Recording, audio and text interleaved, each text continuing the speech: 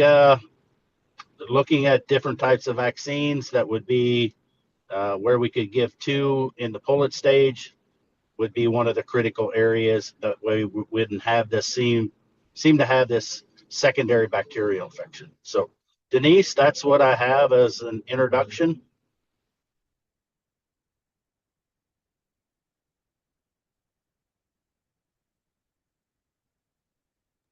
Thanks, Dr. Beckman. At this time, we will go ahead and solicit any questions regarding the infectious coryza request for a proposal before we move to the next overview. So please, if you have any questions, just raise your hand and I will call on you. Yes, Rodrigo? Hi, Denise. Hi.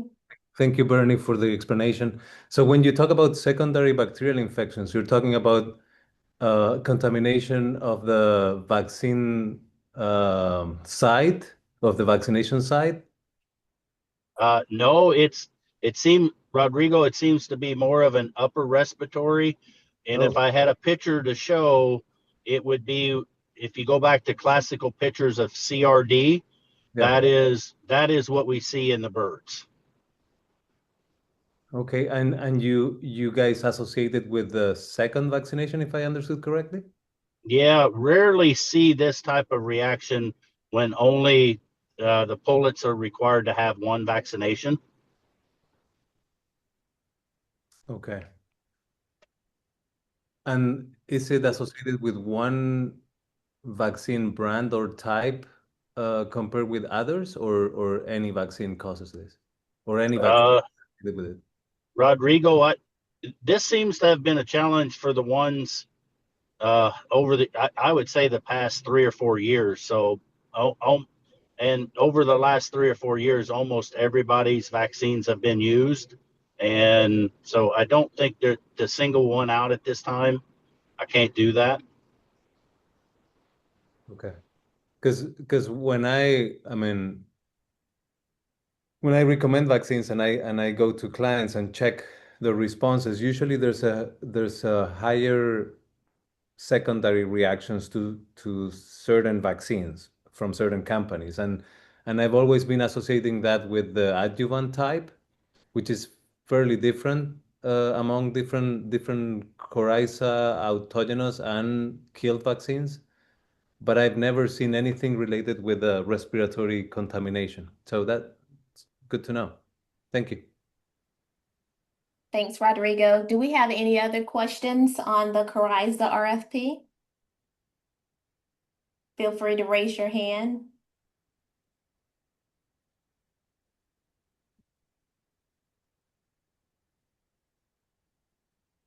Okay, if not, we will move on and we should have time at the end to go back and cover any questions that you may have later. But right now, we will move on to improved measures for controlling blackhead disease in turkeys and chickens. Dr. Bruce Stewart Brown will go over this one with Purdue. Yep. Hey, everybody. So, blackhead continues to be a thing that is bugging a lot of turkey and chicken companies. Persistent and consistent, problem in many companies. Of course, since histostat was taken off the market, there's really no products that are particularly helpful at preventing or treating the disease, and so it just keeps going on. And some years are worse than others, and things like that. And the turkey companies that are in close proximity to broiler breeder flocks may have a higher kind of sensitivity than others, and all those things. So there's a number of pieces going on, but the industry would love some more work as it relates to blackhead, both from a prevention and treatment perspective. The two research areas that were delineated here are what you would think they would be, as do some work in vaccines and vaccine strategies and actually get a vaccine. And then maybe the other thing is evaluate other things, other chemotherapeutic products in the marketplace against blackhead. And I would say this that even a submission that proposed a method to evaluate novel chemotherapeutics would be really well received. The idea that there are a number of these products coming on that have anti-parasitic and antibacterial kind of activities, albeit non-specific maybe, but if we had a decent method to run them quickly against blackhead, so we could get some evaluations done. But of course, so the methods would be as important as perhaps well, it'd have to be, perhaps first in a proposal to evaluate additional products. I'm just going to add one other thing is that if one of you folks research program were looking at methods of management practices associated with reduction or control of blackhead, that would be also really well received. Things that the industry could and should be doing, whether it be with litter or other components of management, really well received as well. So that's the ask in an old disease that's really still quite problematic. Thank you. Do we have any questions on blackhead disease in turkeys and chickens? If so, please feel free to use the raise hand function.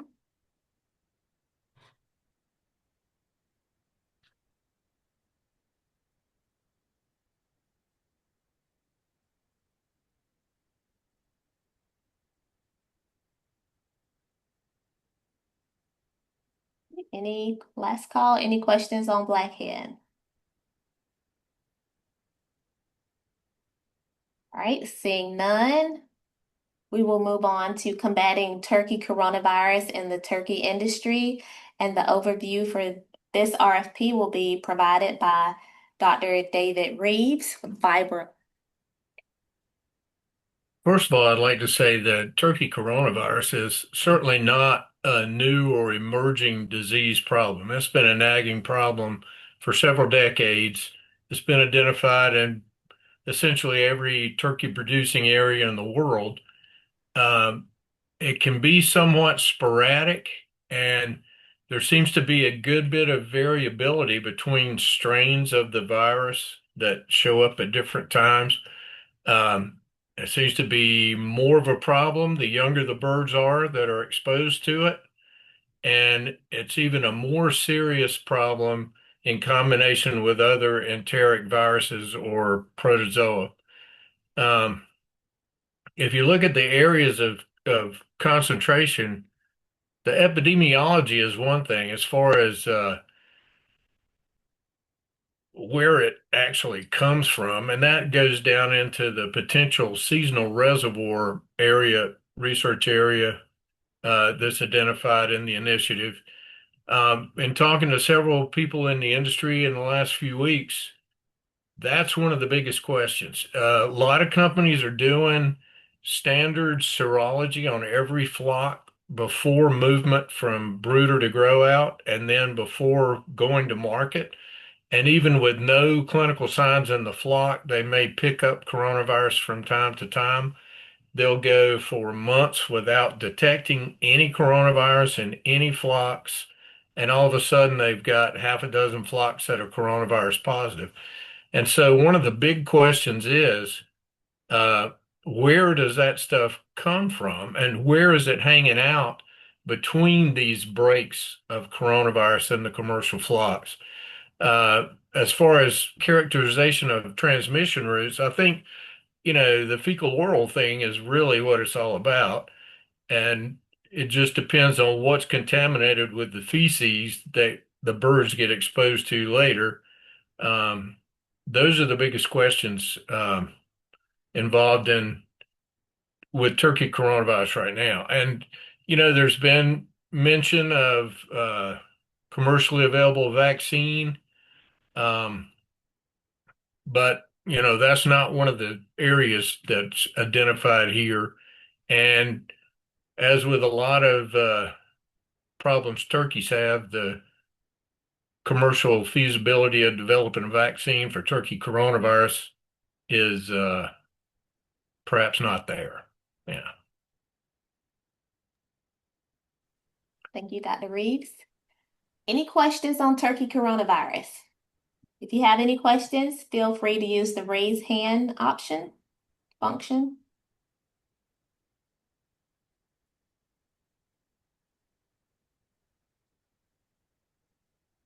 Again, if you have any questions on turkey coronavirus, feel free to use the raise hand function.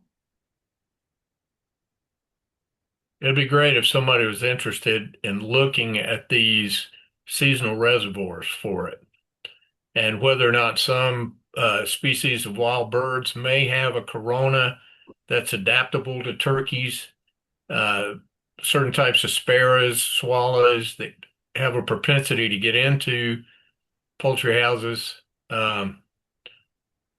could be part of the problem. I don't know.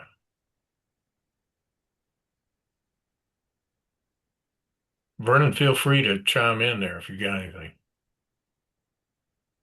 Yeah, I'll be happy to, David. Unfortunately, we see a lot of what David described, in which flocks will have no clinical symptoms yet. We pick it up on pre-move testing, and we see outbreaks. One of the most common vectors that we have seen in our experience is flies. So we work incredibly hard to control flies. It's a year-round challenge. I mean, we use fly baits, we use insect growth regulators, we use obviously litter desiccation, just preventing a place where maggots can have food and harborage is important. Spraying around the outside of houses, eaves, all the stuff that all of the interventions that we can legally and economically, use to try to reduce fly populations has been somewhat successful. But we just don't know. If you look at the bullet point number 2 down here, that's one of our biggest challenges in our operations, and that's not just here in North Carolina, but it's also in our operations, Arkansas, Missouri, is the seasonal reservoirs.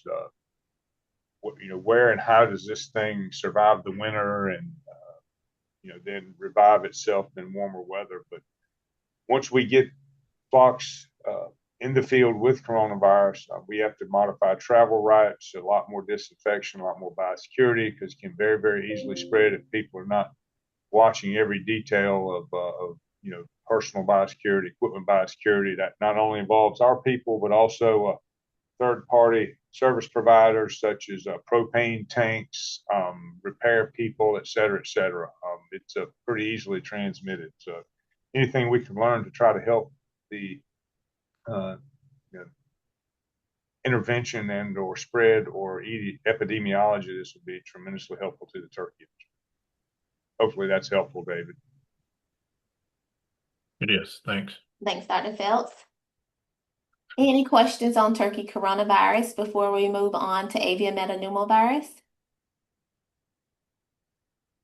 Okay, avian metapneumovirus is our 4th and final board research initiative.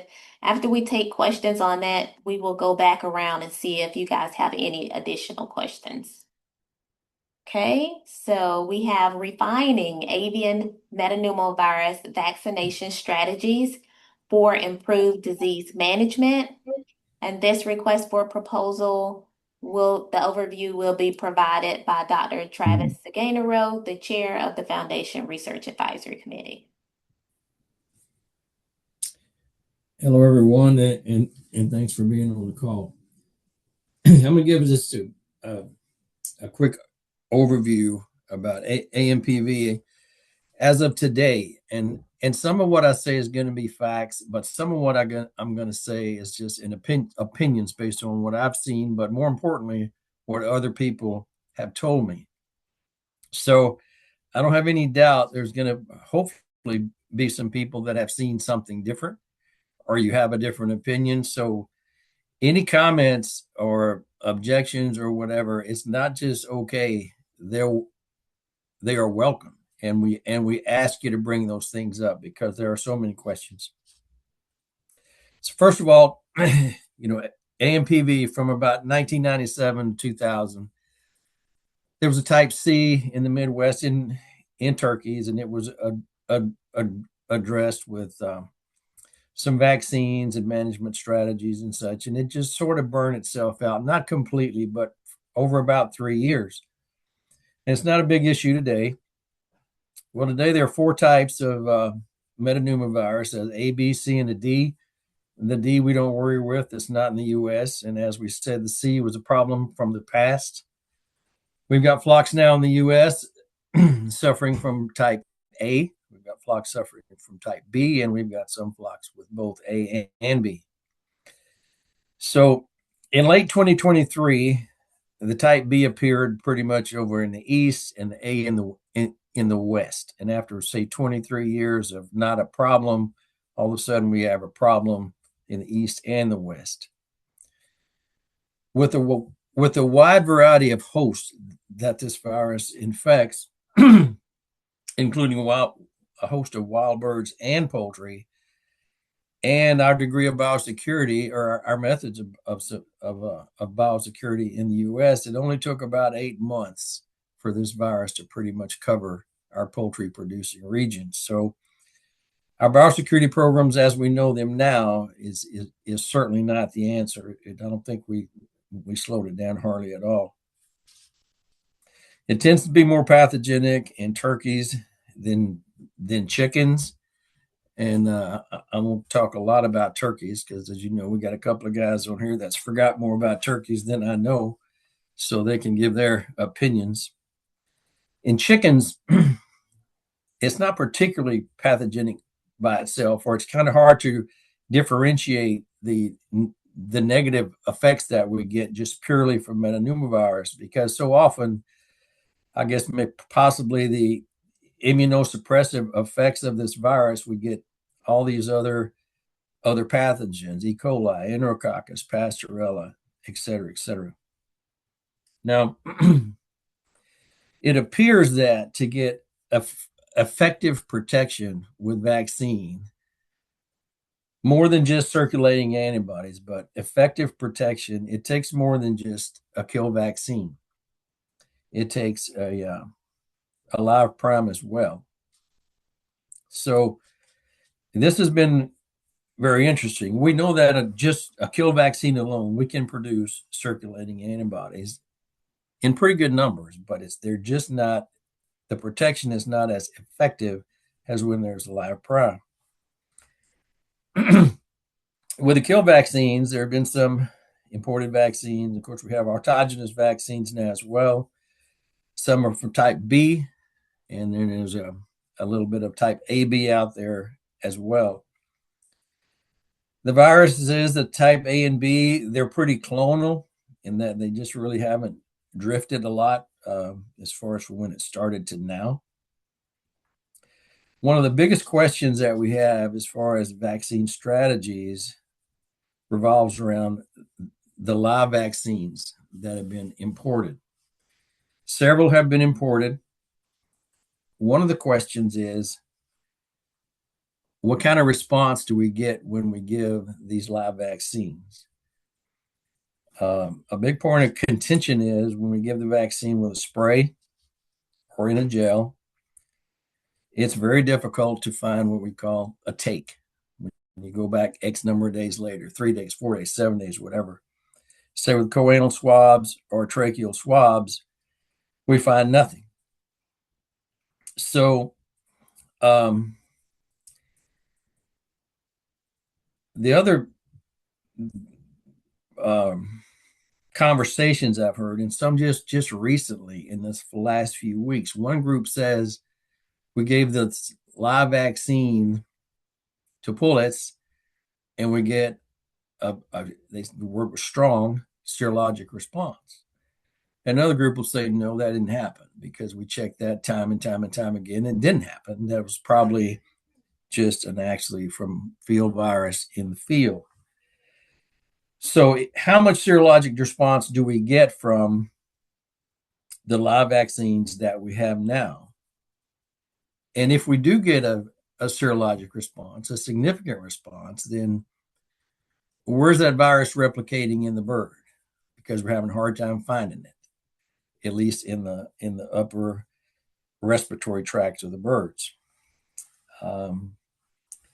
Another comment that revolves around the vaccines would be some of the imported vaccines. These are old viruses, probably as old as 2007, 2010. The European viruses. There's some amino acid substitutions compared to what we have in the U.S., but still, they should work. I mean, I don't know.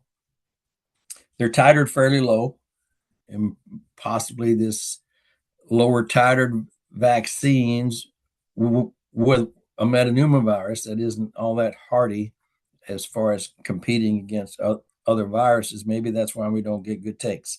I really don't know. Another comment I've heard come up where somebody looked pretty hard is that given these live vaccines per eye drop, you do find a quote some take. It's not necessarily a strong take, but you can find some takes. But where there's not a lot of background noise, or hasn't been a lot of background noise with challenge in the field, their opinion was they don't believe it even spreads bird to bird. So how much of this seroconversion has to do with field conditions? Again, I'm not sure.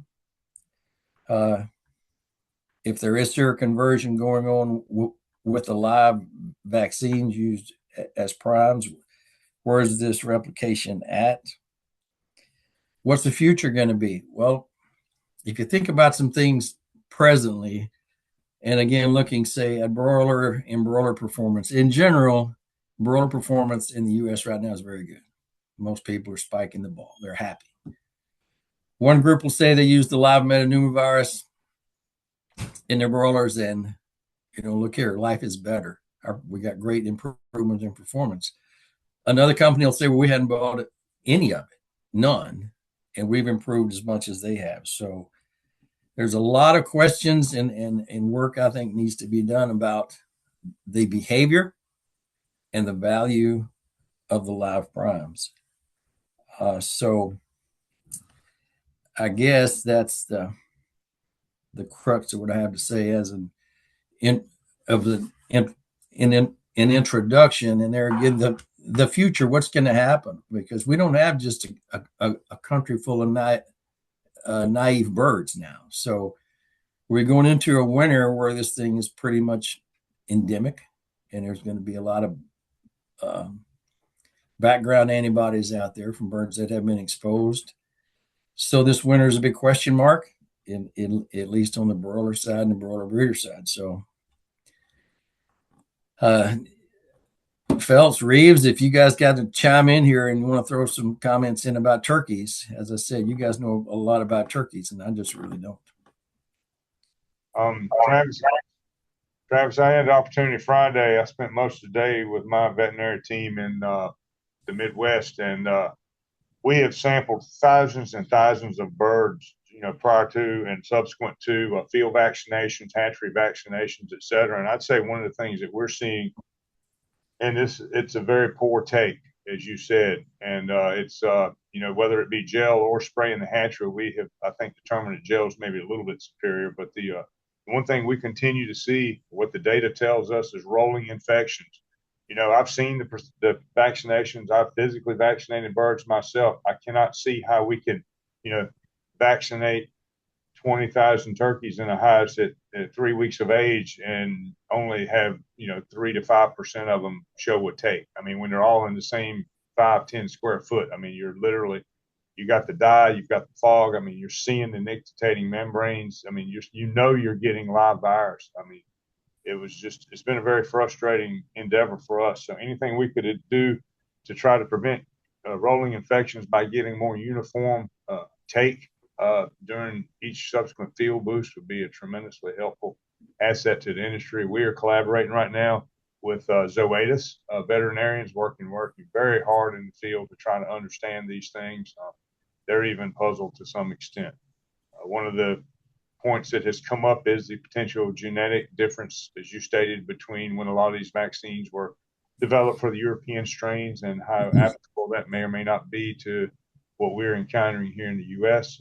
Also, a lot of questions remain about cross protectivity between type A and type B live vaccines. So there's a lot of effort going on to try to understand so many of these things that are unknown at this point in time. And we are already starting to see, even in fully vaccinated flocks, with some of the weather getting cooler and us, tightening up houses a little bit and cutting back on ventilation on some of these cool nights, we're already seeing some secondary infections and some flocks that are literally crashing and burning from the immunosuppression.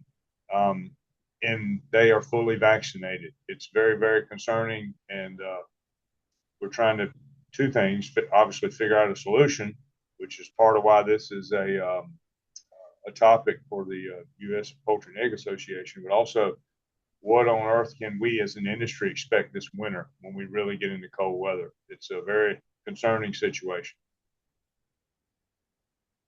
Thanks, Dr. Phelps. Rodrigo? Yeah, thanks for the explanation. So when you guys talk about takes, you're referring to qPCR detection of the virus or antibody seroconversion? Rodrigo, on PCR, it's uniformly poor. Yeah. With serologic conversion, when we're doing it in the field, I think it gets gray because how much was vaccine and how much was what's in the field. As I said, one company said, "Oh, the seroconversion is great," and the next company, which actually looked harder than the first company, said, "No, it's not great. It's not great at all." So that's all I know to tell you. We do yeah. No, the other thing too to keep in mind is that unless you're talking about breeders and you're thinking of protecting egg production, circulating antibodies don't really.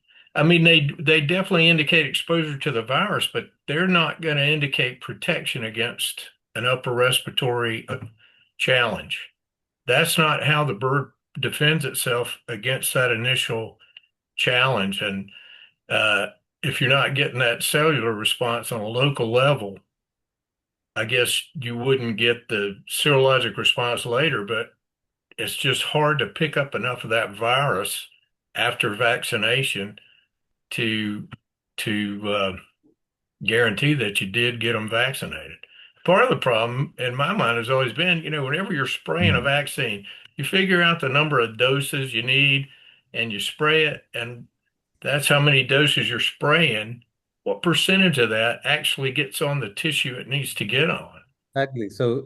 I mean, there's a couple of issues here. One of them is that we know our vaccination at day of age is not good, right? And we usually use IBV as as the virus that we check for it, right? And then we are able to tweak some things in order to detect it. But MPV, so metapneumovirus, is a totally different virus, more labile, difficult to chase. So the way in which we're detecting take might be not, I was going to say, but is not the best way to detect takes. Right. So part of the problem that I see here is that we don't really understand what the pathobiology of the virus is, basically. So where it goes first, how it replicates, does it replicate, which kind of responses are protective or not. So it's more than something really practical, is just basically characterizing responses and seeing which one is the important one, which might be T cell, right? It's not really associated with antibodies Exactly. of my head. Yeah. Yep. Rodrigo, what you said is, is mimicked in research trials. Just the kills, there was a robust antibody response, and as Dr. Rivas said, probably that may protect against egg drop and those kind of things. But without a live prime, protection against the upper respiratory challenge was poor. with a live prime, it was actually excellent. Some of the things that are being looked at in various arenas now is just what you said, Rodrigo, and that is give the live vaccine to birds and then basically take that bird apart. Don't just do a swab of a choanal cleft or a trachea and say it's a take or it's not a take. Is it growing in the bird? Where is it growing in the bird? And the different arms of the immune system, T cells, et cetera, et cetera. So just to echo what you said, there are other people thinking just like you. So hopefully you're right. And Travis, one of the things we've seen is exactly what you stated. The serology and the PCR can be very misleading and very erratic. It's very difficult to get consistent uh, numbers and or data that you feel comfortable relying on. And we've really had to default to, post vaccination. If you do you ever develop clinical signs from a field infection? That's the gold standard we've been looking at for protection against the disease. And we've got a lot of cases now in our company in the Midwest for type A field exposure, probably 10 to 12% of our flocks, all fully vaccinated at various ages, are showing some clinical signs. One thing we have seen, which is unexpected, is it does seem, whether it's vaccine related or not, I cannot state, but it has shifted the initial infectious events to an earlier age, a few weeks, which is somewhat helpful because we're losing birds that have less economic value or less inputs into them, but they're still dead turkeys. They're cheaper dead turkeys. Mohammed, go ahead and unmute yourself and ask your question.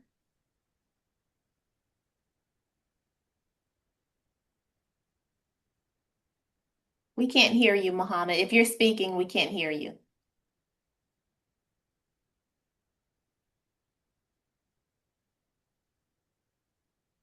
Maybe if you type your question in the chat, because we can't hear you, the audio is not coming through for us.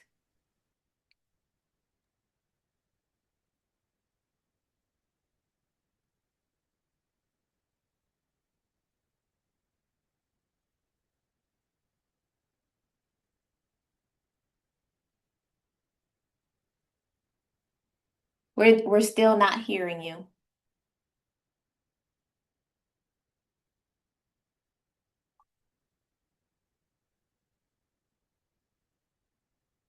Okay. Do we have any other questions? We'll see if Mohammed can type his question into the chat. Do we have any other questions on the avian metapneumovirus RFP? If so, please use the raise hand function.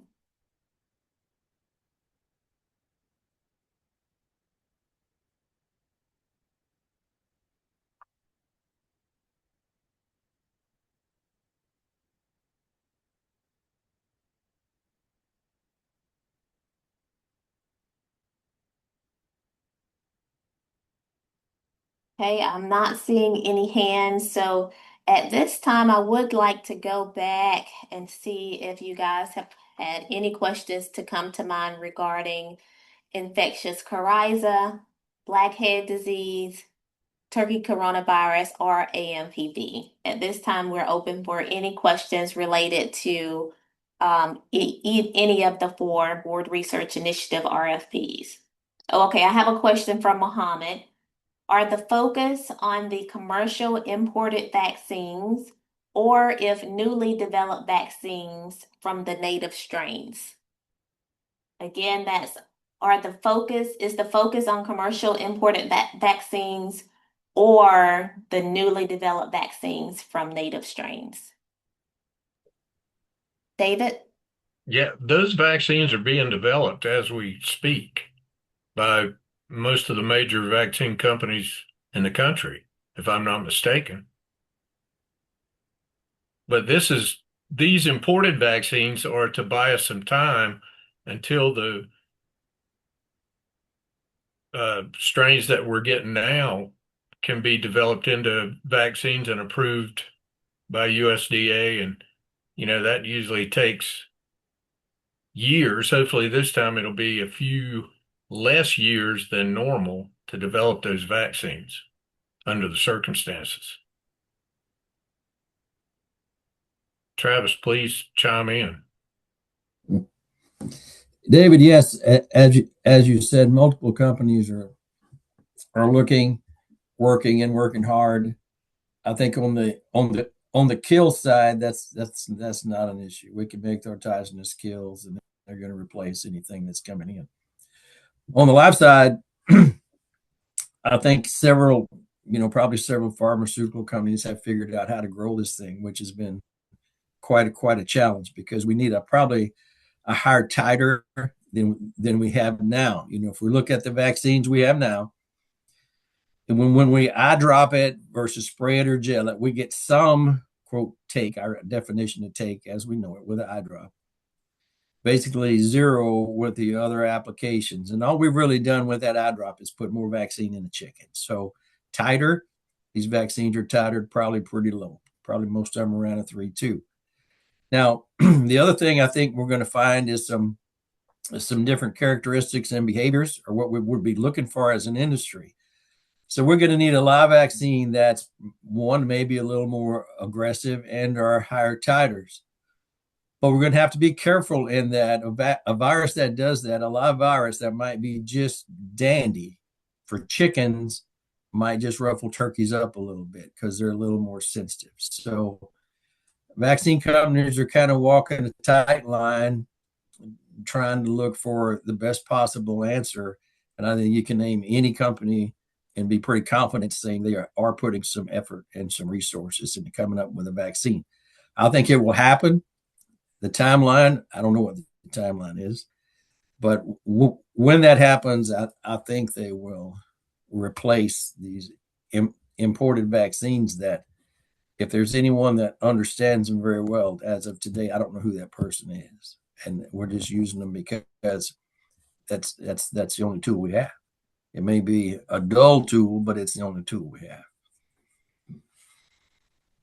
Another question from Mohammed here in the chat. We have developed in our laboratory a subtype B vaccine. Can we use it to examine vaccine shedding and cross protection?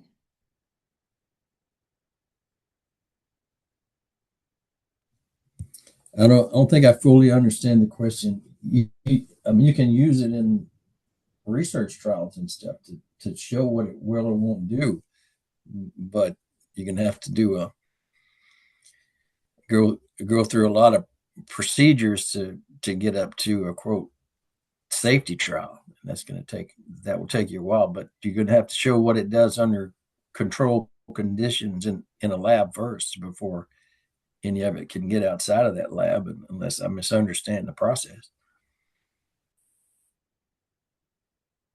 Well, hopefully that answered your question, Mohammed. If not, please clarify in the chat. Do we have any other questions? If so, please use the raise hand function on blackhead, turkey coronavirus, infectious coryza, and AMPV. Again, this is your opportunity. Okay, we have Dr. Ravi Kulkarni. Go ahead. Hi, Dennis. Thank you for doing this. And so my question is about coryza. Question to Bernie. I mean, as Rodrigo was mentioning about the vaccine reactions, I do suspect it could be adjuvant related or something related to immunosuppression, which often makes the immunocompromised chickens to overreact to even to inactivated vaccine. So my question is, what kind of vaccines are you expecting? Because I'm more of a Clostridium guy who's on vaccine development, and I study pathogenicity and immunology or immunogenicity. So one of it that comes to my mind is inactivated vaccines, rather having more recombinant vaccines, which might suffice with single dose or with a robust protection, focusing on the most critical elements of the bacterium, which are required for the pathogenicity, such as hemagglutinin or methyltransferase. So Bernie, my question is, what kind of vaccines are you expecting from researchers like me or Rodrigo to develop? Thanks, Dr. Kulkarni, and I'll ask if either Bernie or David Hurd, if you guys can chime in. Yeah, I think at this time when it comes to coryza is a vaccine that's going to protect against naive birds in pullets. If we're going to develop a vaccine, that is the most critical one that's needed now. And how that's developed to give protection to pullets, because it seems like the birds are breaking fairly early in the environment that our birds are in. Is that we'll see breaks as early as 4 weeks of age, and it's hard to get in to give a killed injection prior to that time. So anything that we can do that would be developed to give to a young naive pullet that's going to offer protection until we can handle the birds and get them to 10 or 12 weeks of age, it would be ideal. And here again, without saying, mass application would be ideal without actually handling the birds. But with bacteria, it's just tough to get that vaccine, right? But that would be the need. David, anything else from your end? No, I agree with you. Thankfully, we haven't had to experience the coryza, but from talking with some other veterinarians, I think that's the appropriate direction. Thank you.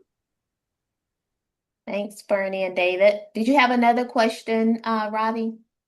So, Bernie, thanks. Bernie and David, thanks for replying. So, if I correctly understand, so you are open for novel vaccines rather than someone to work on the existing vaccines to improve them to an extent to reduce reactions.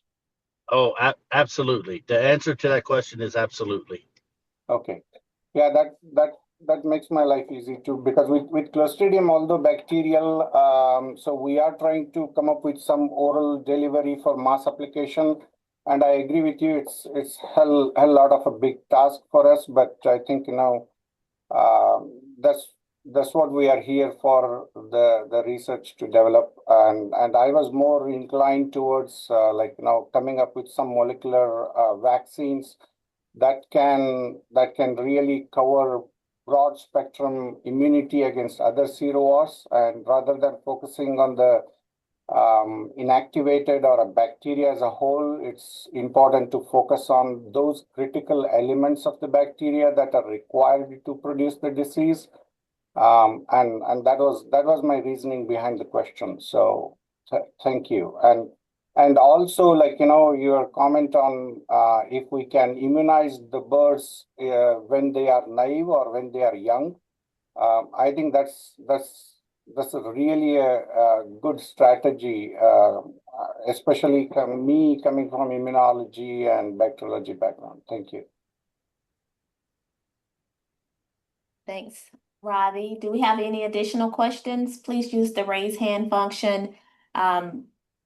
Let's see. This is the only opportunity that we provide during the year to ask any questions of the members of the FRAC. So please take advantage of this opportunity.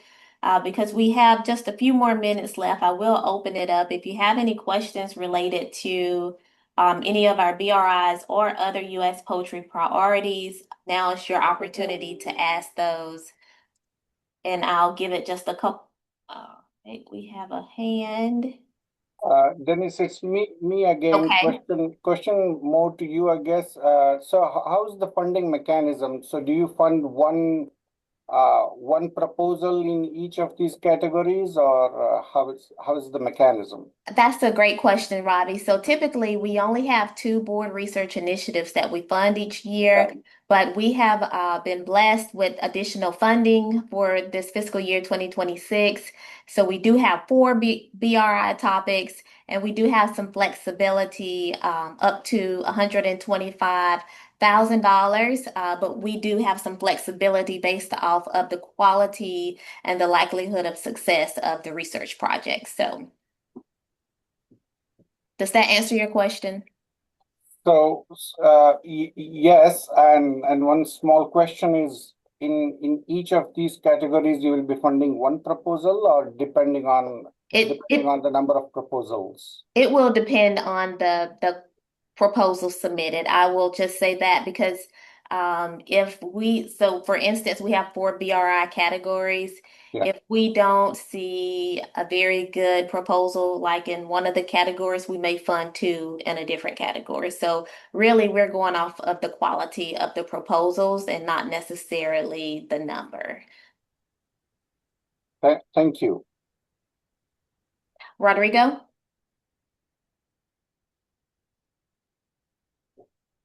I see these 4 categories, of course, but you guys are also funding other projects. We were thinking about Rio this time around. So is that Yes. part of you guys' priorities? Yes, Rio is still a priority under our comprehensive research program. And so November the 3rd is our deadline for pre-proposals for each of these 4 board research initiatives and also for the comprehensive research program.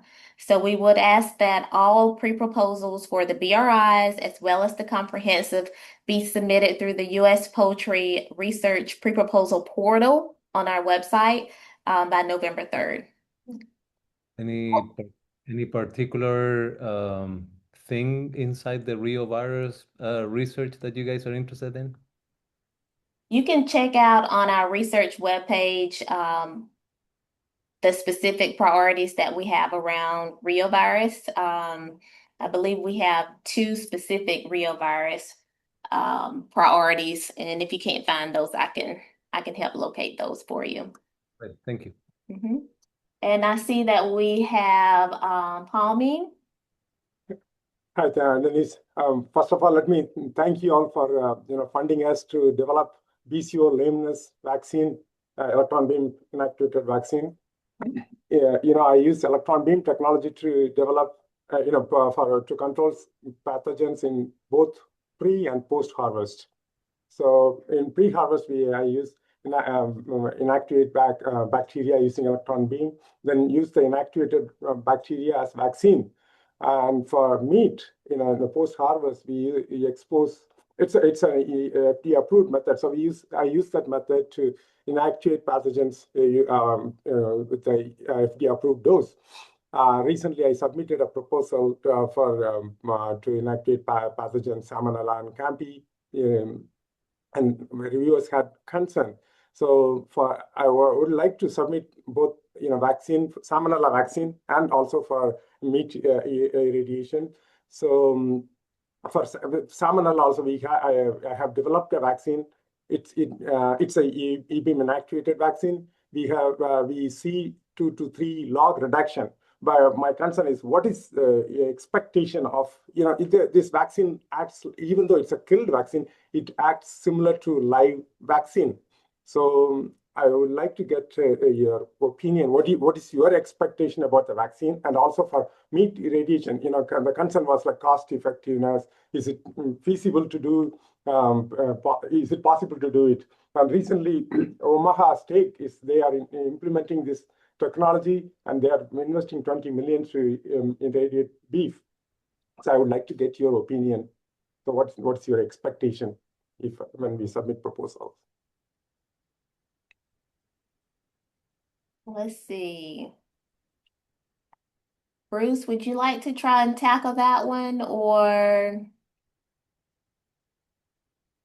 Denise, I stepped away for a second. I didn't get all that, so. Okay. And I believe the question was that Palmy has developed or is working on a Salmonella vaccine, and what would be the adequate reduction for the vaccine that would be the Foundation Research Advisory Committee would be looking for in a vaccine, a Salmonella vaccine. Yeah. Well, almost everything that if it can't bring down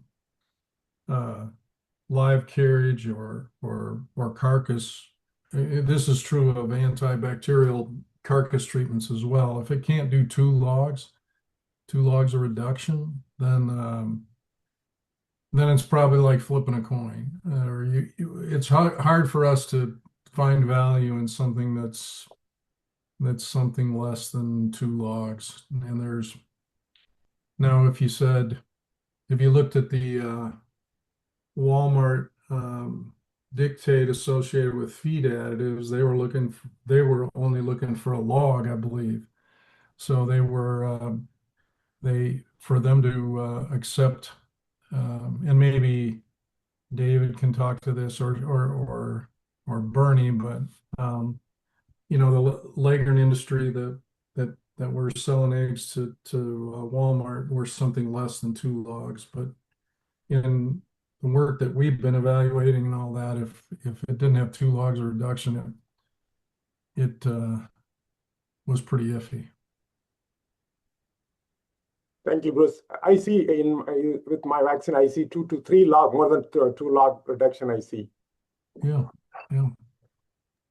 Very good. Thank you. Thank you, Palmy. And we are at the 3 o'clock Eastern time hour. So I would just like to take this opportunity to thank you all for joining today's webinar. We hope that you found the information helpful. Special thank you to the Foundation Research Advisory Committee members for taking time out of their busy schedules to support this session. As a reminder, the recording will be available on the US Poultry YouTube page. And don't forget, pre-proposals are due by November the 3rd through the research portal on the US Poultry Research page. I hope that you enjoy the rest of your day and the rest of your week, and don't hesitate to reach out to us.